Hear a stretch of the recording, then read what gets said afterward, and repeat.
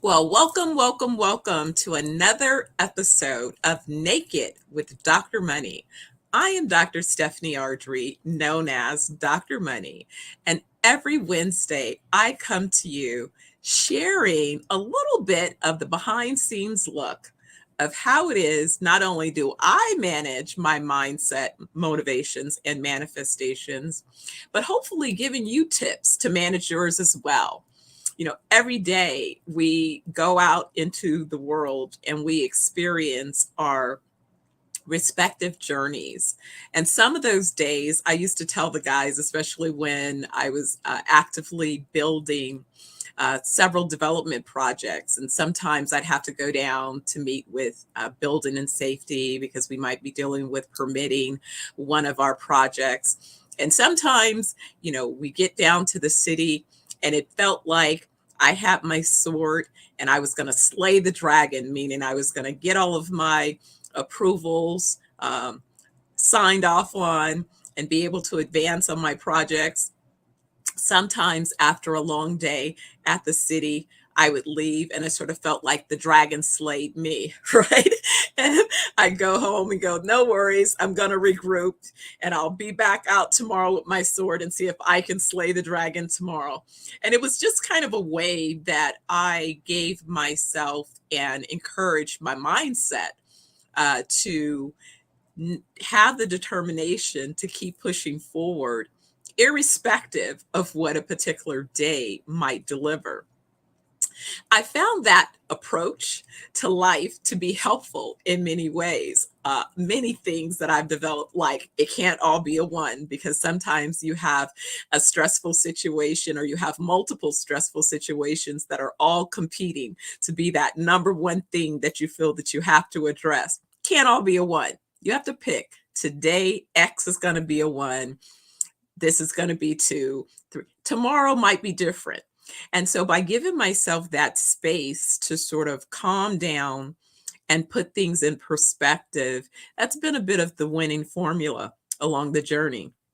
And I was telling a friend, we were having a conversation because, as many of you know, I've shared that I've launched a global organization.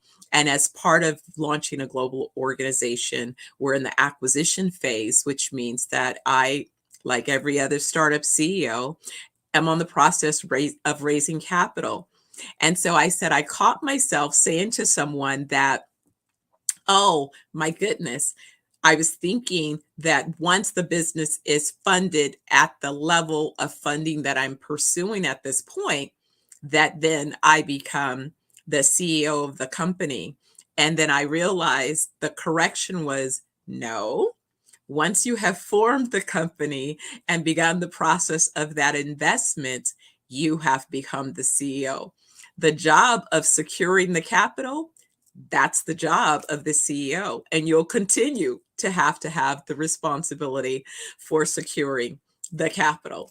So, needless to say, there are days that I feel like, man, I'm on the ropes. They have me on the ropes. And I told her, I said, what is it that they give boxers when they go away to the corner, after the end of the bell, you've just been slaughtered in the ring, and then you go and sit on your side and they give you some, I guess it's a sniffing salt or something to wake you up, and then you get back out for the next round. Well, last week I felt like that. I felt like I definitely had gone to my corner and I felt like I was being, beat up a little bit, but I had to take some sniffing salts to get back out there and to keep it pushing. And so that's really what this conversation is about, is hopefully being able to share in a transparent form that, guess what? Some days are going to be difficult, but that shouldn't stop your vision towards being motivated and then ensuring that you produce the manifestations. I'm excited about my guest today. My guest, Stan Hebert, is a longtime friend, mentor, colleague. We kind of cover several buckets. He's living his best life in retirement after spending years contributing both as a senior executive in advertising. That's how we first met. He was my mentor very early on, an advisor and friend, and just, building a long relationship. And then he also ended his career as a senior administrator in the university system. So contributing to the well-being for some other young people, which is definitely something that I know he does well. And I'm sure there were many benefactors from his efforts to support their growth and development. So without any further ado, I'm going to bring into my conversation today my good friend, Stan Hebert. Hey, Stan, how you doing? Dr. Money, good to see you. Good to be with you. It's so nice to have you. It's like amazing just when I think back about the journey, huh? You never know. That's what they say. You never know when you meet someone, if it's for a season, a reason, or a lifetime. Glad to So have you for a true. lifetime. Yes, indeed. Yes, indeed. When I think back on those days of nighttime business services and what made you such a special contributor to the agency at that time was that your business was willing to do the work during the time and in the format that we really needed. Nobody else was doing overnight transcriptions and working on manuscripts, and you came through, and the beginning of a beautiful friendship. It's amazing because, when I did have a chance to speak with Carol as well. I'm working on a book, and of course, I have to get you scheduled for your interview, where I'm actually paying homage to mentors and the importance and value of mentorship, the magnificence of mentors. And I think in that regard is oftentimes you don't know again who's going to cross your path and be willing to share their knowledge, their insights, and contribute towards your possibility. And when I started Nighttime Business Services, it was really this idea that I had two things that I wanted to do. I wanted to start an event management company, but that was still an emerging field, which sort of, in a sense, makes me think of where I am right now in this career, in this wellness space. I've been eyeing this sector for about 15 years, but only now has it really began to take great shape. Well, great shape in $5.8 trillion worth of great shape, right? A very viable, thriving sector. But, about 15 years ago, when we were trying to push different opportunities, it just wasn't there just yet. And Nighttime Business Services was sort of an answer for me in that I needed to free myself up from my day job so that I had the time to work on one, creating resources, but number two, to build my next business, which was going to occupy the event marketing space and ultimately become a full-fledged agency. And but I sort of feel like that same thing is that doing some of the training and coaching and having the business and commercial brokerage firm, but really while building out the real estate development opportunities in the hospitality space is definitely what I'm up to. Right. Yeah. You've always had a vision that was often bigger than many of us could see clearly when you initially would introduce us to it. And you also had persistence, where you would not let roadblocks, hurdles, or any other types of challenges prevent you from moving forward. And sometimes forward means making adjustments so that instead of aiming for that point that you had originally, you've adjusted your aiming point so that you will be moving forward in the direction that'll get you to a successful outcome, but maybe not the original way that you looked at it. Yeah, I think Along, that's the thing that we learn about pivoting, right? And that's, I think, the thing that can be difficult is sometimes I think it was years later someone said to me, well, if you climb mountains, which I don't, but you don't just start at the bottom and climb straight to the top. You climb to a point and then you have to do what she described as a cheat back mm, which appears to be going down or going parallel to ultimately go up to the next point higher. And I said, well, that really is a good, analogy for me to hang on to, because that's truly what I felt like my journey has been. It's not just straight from the bottom to the top. There's some zigzags. And you know what? Those zigs and zags are very important, because along the way, you pick up new people, new information, new understandings. That is, if you are willing to pick those things up. They're all available whenever you have those twists and turns along the way. It is true. It is true. And so that's why I thought this conversation, and it's so amazing because, again, I'm finding that it's a conversation that's being asked to happen in many corporate organizations, and that is about mindset. The last few years have created a lot of emotional trauma. We have now, for really, to me, the first time that I've seen it being discussed on a global level, the impact of post-traumatic stress disorder for those who have not served in the military. Typically, that was more or less directed to someone that had served in war and experienced the horror and trauma of being at battle and in combat, and and the wounds that you retain from that experience. But literally, people who haven't been deployed because of the trauma from the global pandemic have found themselves suffering. And so organizations both trying to realign themselves with on-site workers from being remote workers, all of those different transitions, the merging of generational cohorts. You have boomers, you have Gen X's, you have Gen Z's, you have millennials. So you have a bunch of moving pieces happening in organizations, and all of those things together are creating a lot of stressors, mental stressors. When you mentioned these traumas that occur, I remember reading a list that was prepared by a psychotherapist, and it talked about the top 10 or top 12 traumas that people experience and how difficult it is to have experienced some of those. And I know that you and I, if we were looking down that list, we could say, we won. We've got 5 of the top 5, or 6 of the top 10 already covering our bingo card. Not necessarily something that we are striving for, but it's true, and they do have an impact on us. One of the things that I would say is a big difference, I know in your case, is that although these traumas are real experiences and they do have an impact on you and on your life, you don't carry them as if they are your best Sunday duds that you want to keep with you forever, or that it's an heirloom. You don't have to travel with your traumas and keep them intact and memorialize them as if they were protected and precious resources. They're not.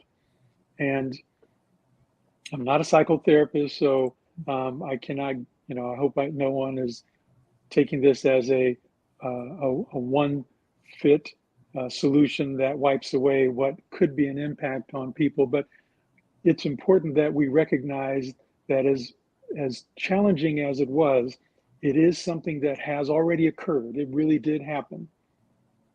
And it becomes part of our past, but it doesn't determine who we are or where we're going to go. So that's a perfect segue into really the topic of our conversation. So let me ask you what I normally ask my guests, and that is, as it relates to your mindset.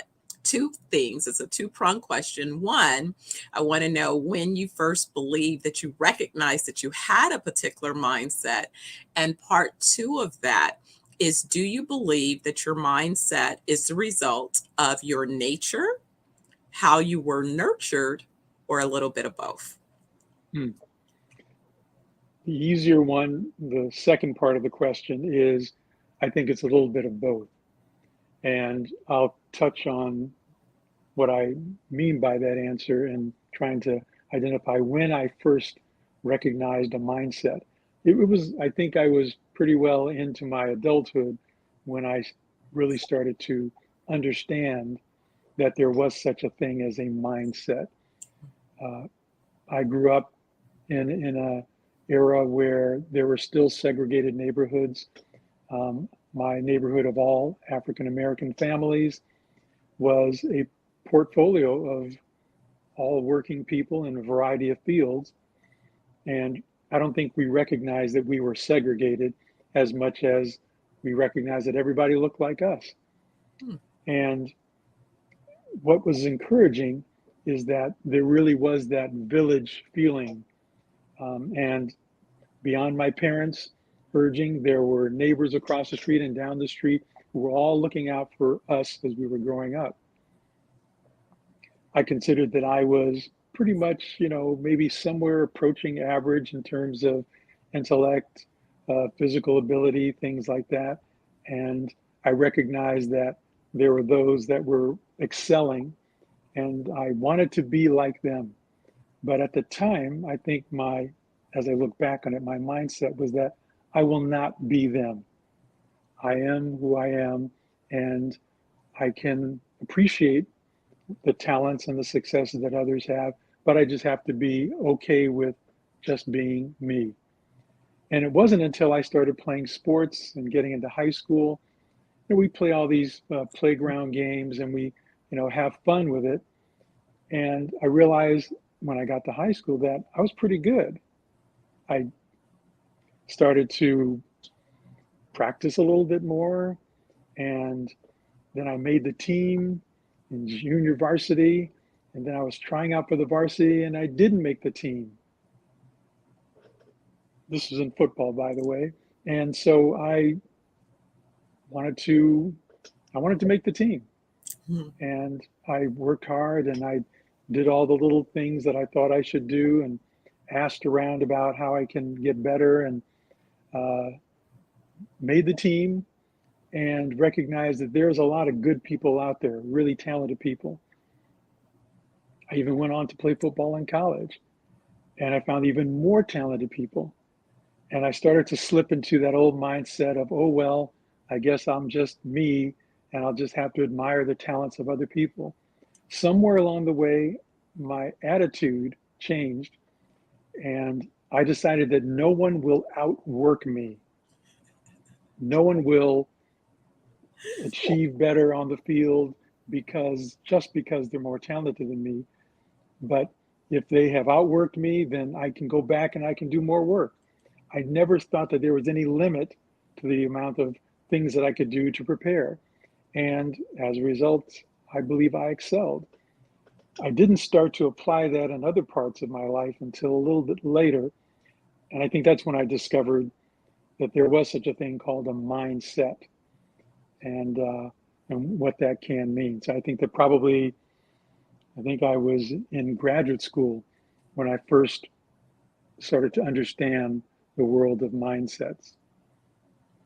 It's so important because, and thank you, that's really a great illustration because when you think about it, sometimes we feel like we're isolated when we're sort of evaluating what we believe we bring to the party from our lens, but we don't have a true comparison until we're in a bigger collective to recognize, well, wait a second, I can hold my own in this particular group, and I could put some effort in.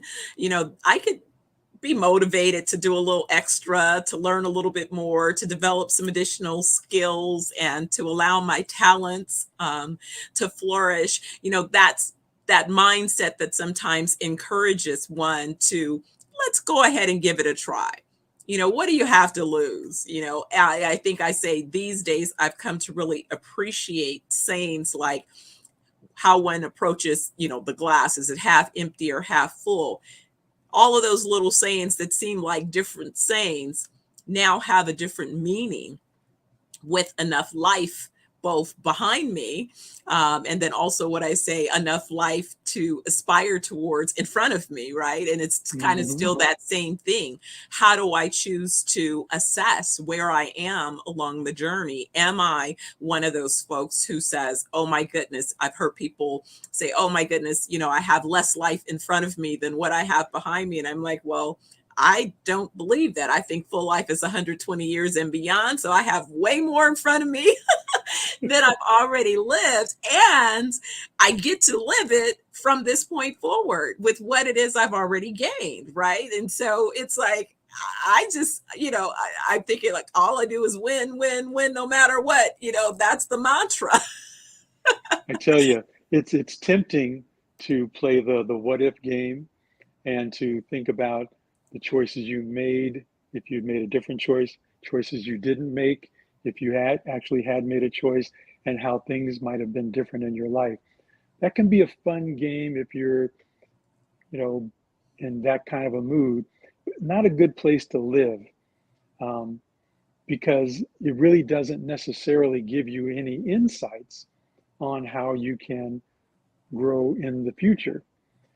Uh, I'm glad I didn't lose that whole attitude about working hard. And I was just thinking about when I was working with Carol Williams, and we were going after the California lottery account. She had gone after it before I joined the agency, but was not successful. This would have been the African American contract for the California State Lottery during its early days. Mhm. Um, in preparing for it, like I said, I wanted to outwork anybody. I would go to all the meetings. And I remember it was funny. I'm at one of the bidders conferences, and they always ask, "Are there any questions?" And nobody usually raises their hand. Well, I raised my hand from our little agency at the time and asked, "Can we play the lottery and receive winnings from the games?" And everybody bust out laughing, laughing at me for such a ridiculous question. And the person from the lottery said, "Yes, you can."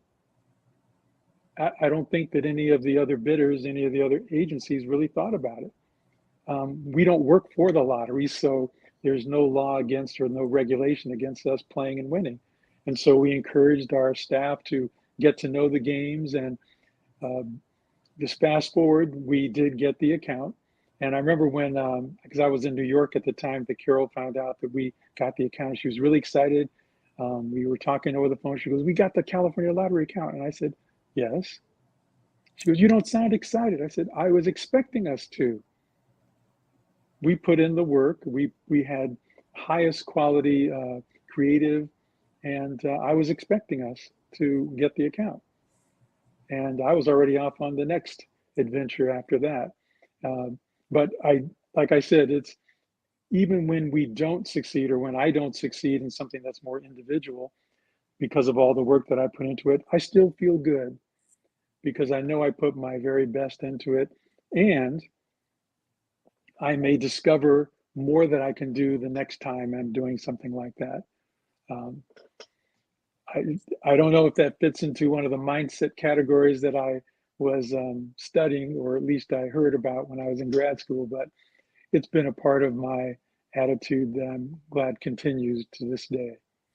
Well, I think it's so essential.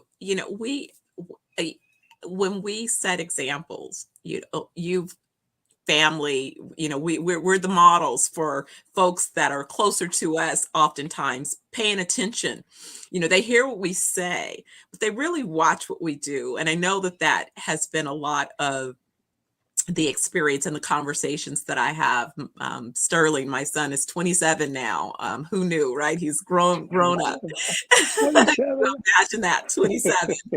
and and I everybody, I get it. Everybody loves their kids. I'm just like them too, but I think he's a special young man in many ways. I'm always hearing from other people how they interact with Sterling, and recently he has started his first business where he's really seeing what it feels like to invest in a startup. He's launched a personal training business, and it wasn't originally his intention. He was literally working out to build his IG following to promote his music as a music producer and artist. And he started getting the followers, but they were watching him work out and looking at how beautiful his body was becoming, right?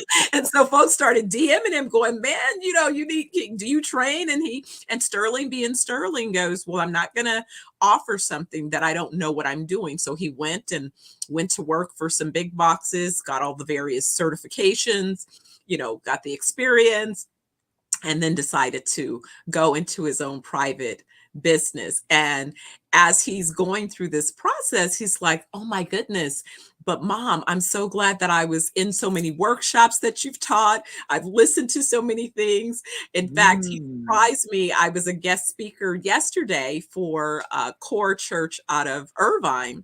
And I was doing an online presentation, and lo and behold, there's Sterling jumping in the class, and I didn't even know that he was going to pop in. But the point being is that he's watched me launch and develop several businesses. He's watched me join other organizations and step in and help turn those companies around by contributing my talent, my vision. And he's watched me work very diligently and sometimes under challenges. It hasn't always been an easy set of circumstances. I used to complain about that. Why do I always get the problem clients or the problems to solve? But I'm grateful now that I had all those early problems, because what it made me was a brilliant problem solver, right? But you only earn that, and just like he's saying, in working out, you only develop muscles by doing the work.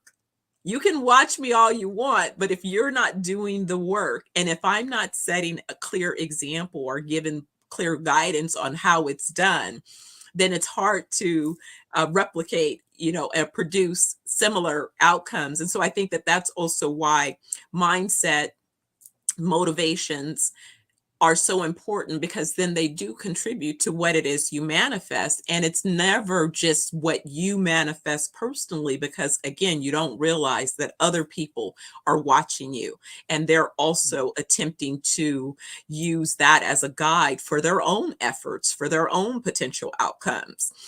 Irrespective of what hurdles may be presented on the front end. But what I love that you said about the California lottery experience in particular was that you had an expectation in terms of a certain outcome. And oftentimes that outcome is really about the mindset. If we begin with the expectation, what is it? Why are you doing all of these things? What is your expected outcome? What do you expect to manifest at the end of it? Are you holding on to that?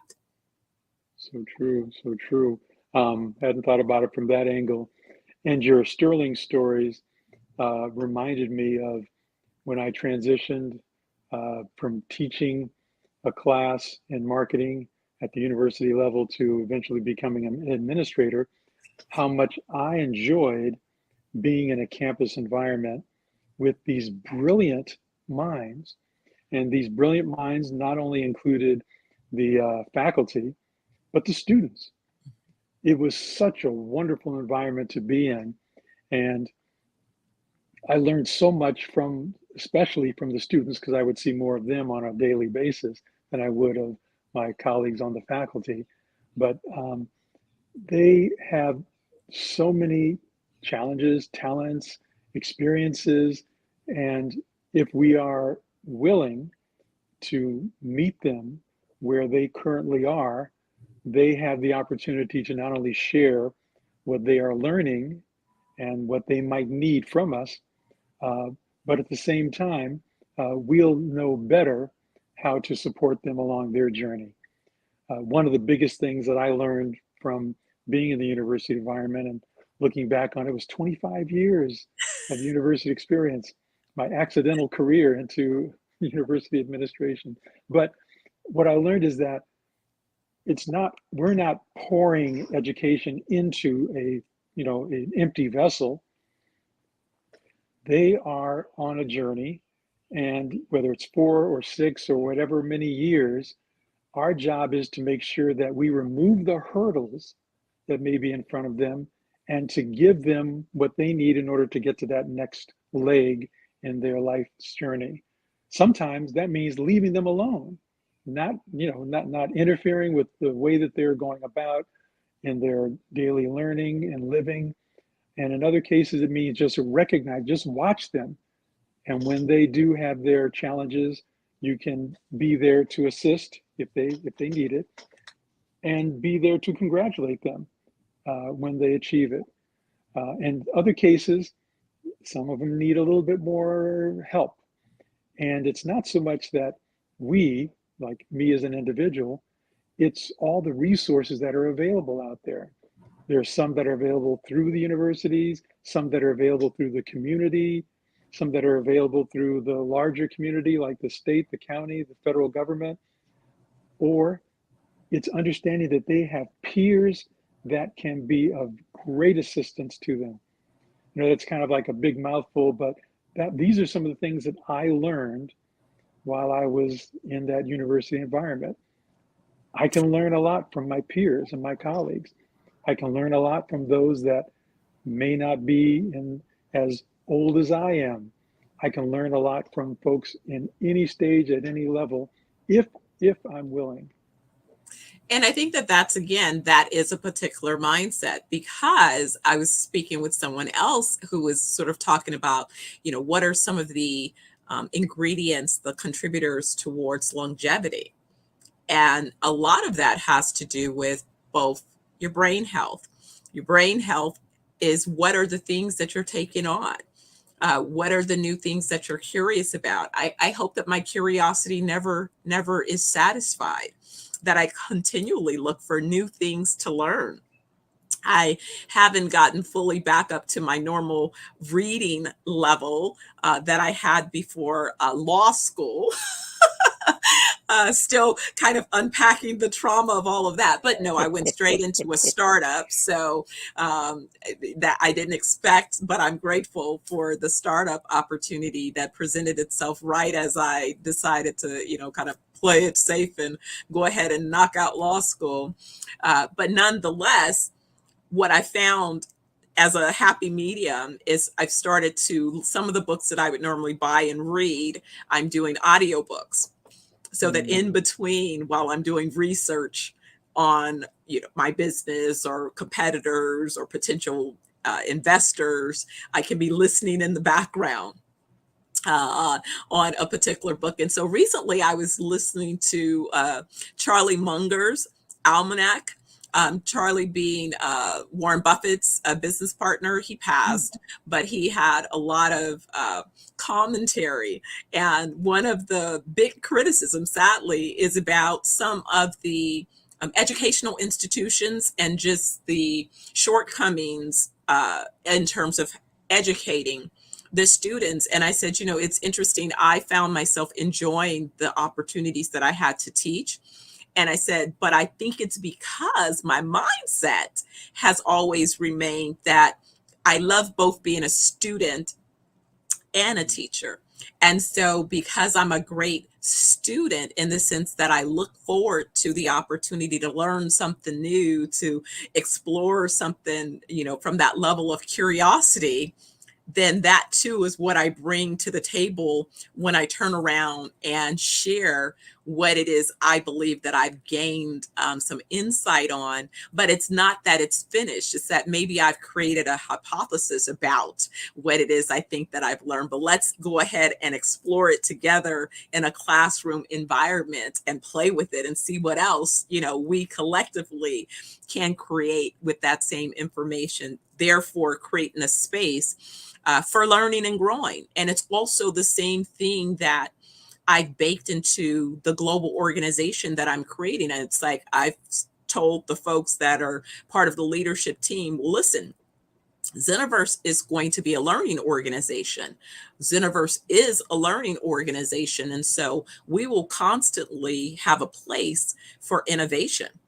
We will constantly be encouraged to be innovators, to break things, and see if there's a better way to fix them, to deliver them, with our ultimate goal of helping people accomplish full life of 120 years and beyond by addressing their mind, body, and soul needs.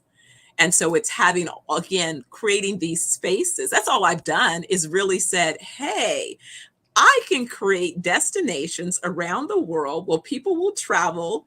They get to have all kinds of fun based on all of the creative things that, we can bring forth.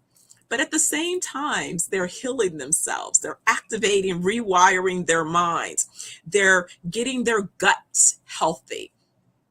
They're getting true insight from a physical trainer like a Sterling on what tweaks they can do to produce physical outcomes. And then lastly, they're becoming part of a tribe, a global tribe, a community of like minded individuals that accept that we all have an assignment. I think that it's where we fulfill our ancestral assignments. I think we all have assignments of how we're supposed to contribute to humanity. And it's great to have a community of like minded individuals to collaborate with.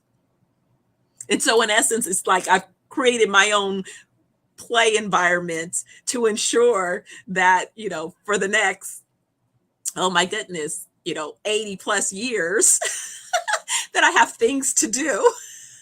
And you're inviting everyone to your sandbox to play I'm along with inviting you. everyone to that sandbox to play with me.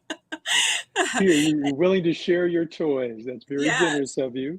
Yes, yes, and that's what I think it should be. So, what are some of the things, being in this space of, what does retirement look like and sound like to you? And is that kind of what you expected? What did you expect at this stage of the game? Uh, Based on mindset, motivations, manifestations? Are you where you thought you would be? Are there additional things that you're aiming for? Kind of where, yeah, give us a little bit of a glimpse through your lens at this point. Retirement. It's everything that they told you about and more. Okay, now that I got my commercial out of the way, retirement is a challenge. Um, I don't think anyone really is ready for it. Um, I had been thinking about it because it's a calculation for many of us because we're looking at it from counting backwards, and that's at some point that may be where we fix our minds, and not that that's bad and not that that's good, but that's what we do, and we start saying, because that's what all the different commercials and those financial planners are saying, how much money will you need to live on in retirement? And we have this lifestyle in mind. I'm going to travel, I'm going to do this, I'm going to do that. And once you calculate all that, you start to see that, well, maybe I don't have enough money. So you start to think, well, I'm going to work a little longer. That that battle, that back and forth about lifestyle that I project and how much money will I need becomes the preoccupation for those that are looking at retirement dates. Um, I was lucky that I made a decision to retire that wasn't necessarily based on having everything all figured out. Uh, and I was at Cal State East Bay, and I announced my retirement, and I was excited about it. And we had a wonderful party, and the president of the university said that, was complimenting me on all these wonderful things, and I was really touched by what everyone said. And then he said afterwards, after the party was over, he said, "Have you turned in your paperwork yet?" I said, "No, no, no, I haven't." He goes, "See me in my office in the morning." He wanted to share with me an opportunity at another university. So I had a wonderful retirement party, and then I started working at another university, one of our sister campuses. And because I didn't file the papers, I didn't have to unretire.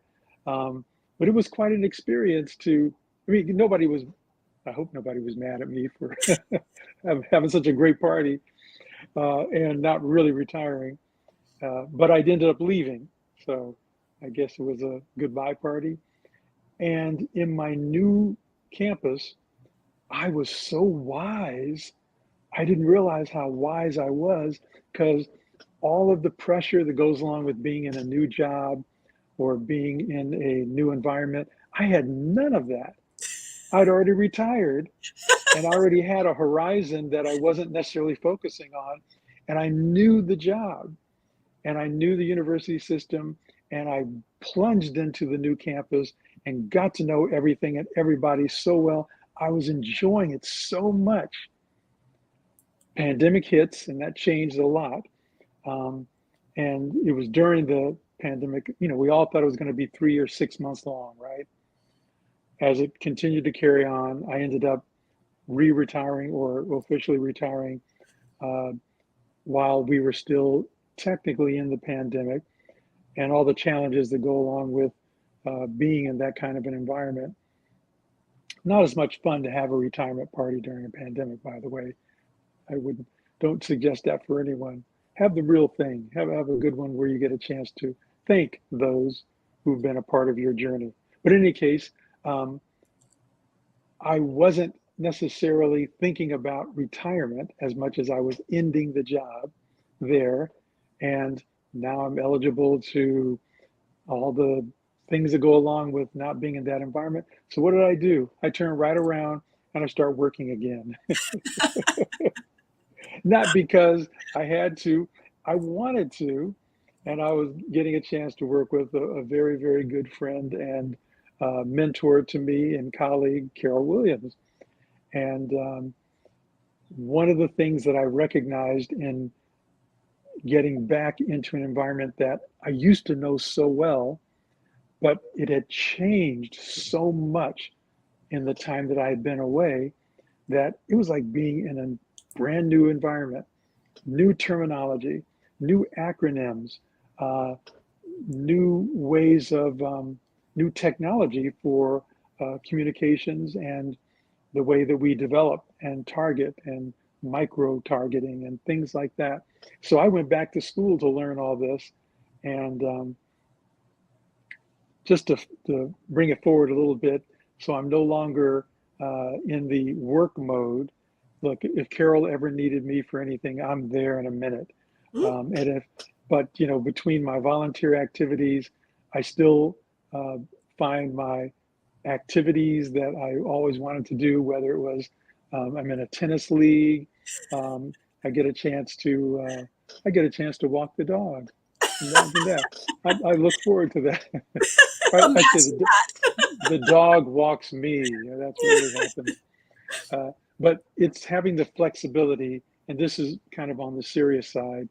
Um, as family and community challenges arise, I find that I'm in a much better position to be of greater assistance and greater help because I have the flexibility of time, I have the resources to be of greater service, and I, um, I mean, these are challenges, so I don't, I'm not happy about the challenges, but I'm happy to be able to offer my services, my resources, and whatever wisdom I picked up along the way.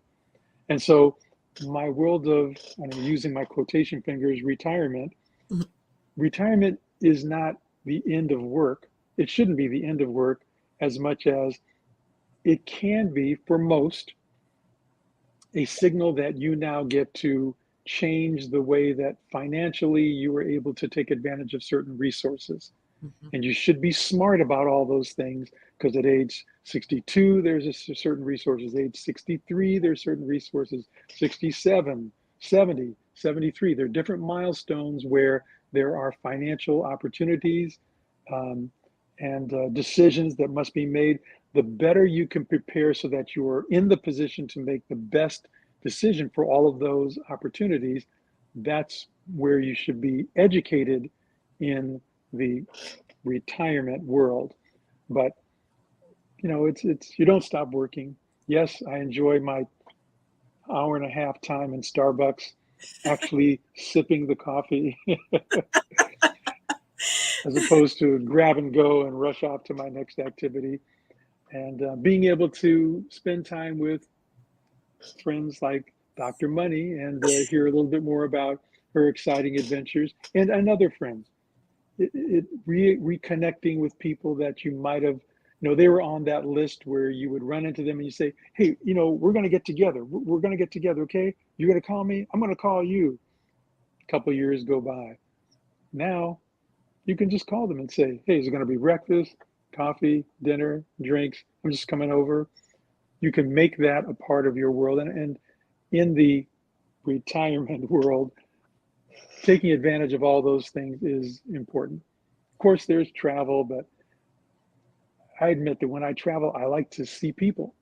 Um, I think that, the whole bucket list, if I want to go to a place so that I can just tell somebody that I was there, that's not as big a motivator as being with people and possibly spending time in a different city, a different country, a different part of the world, and being among those who this is where they live and experiencing what that's like. That would be important to me versus just being in a particular geographic location.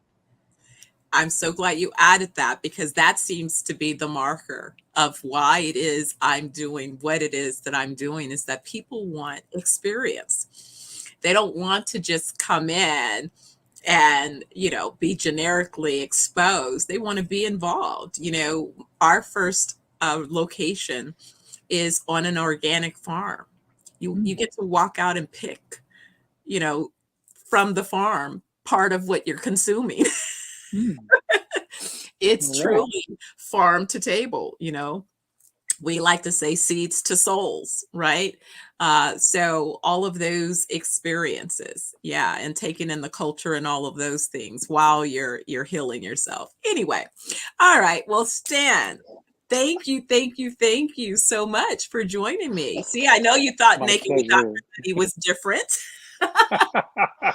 Love the title. Love the title. Yes, I was. It wasn't hard at all. It was painless. No, Yes.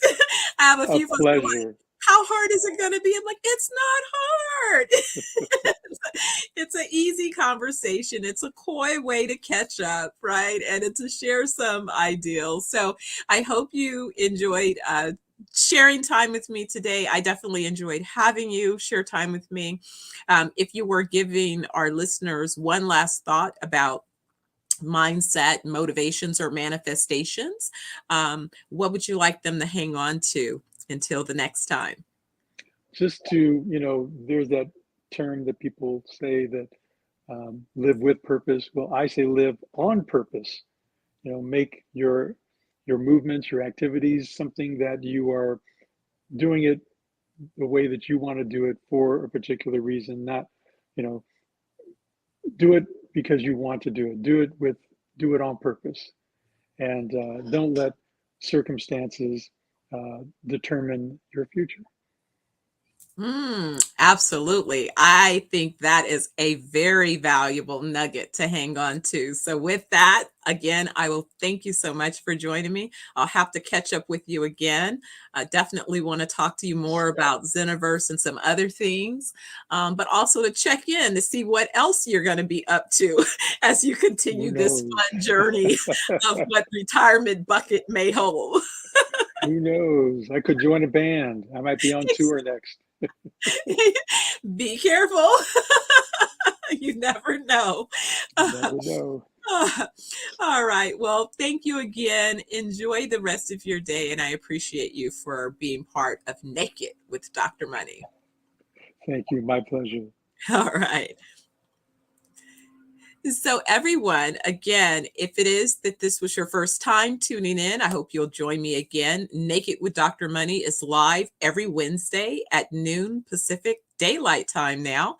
And it's basically my opportunity to share a little bit of what the journey looks like or feels like as the CEO of ZenoVerse Wellness Group, which is a global wellness organization where we have a portfolio of wellness resorts and organic farms opening in Jamaica starting in October of this year.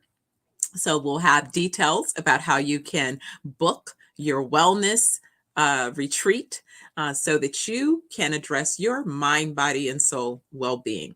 Anyway, I hope to see you again next Wednesday, noon Pacific Daylight Time, live.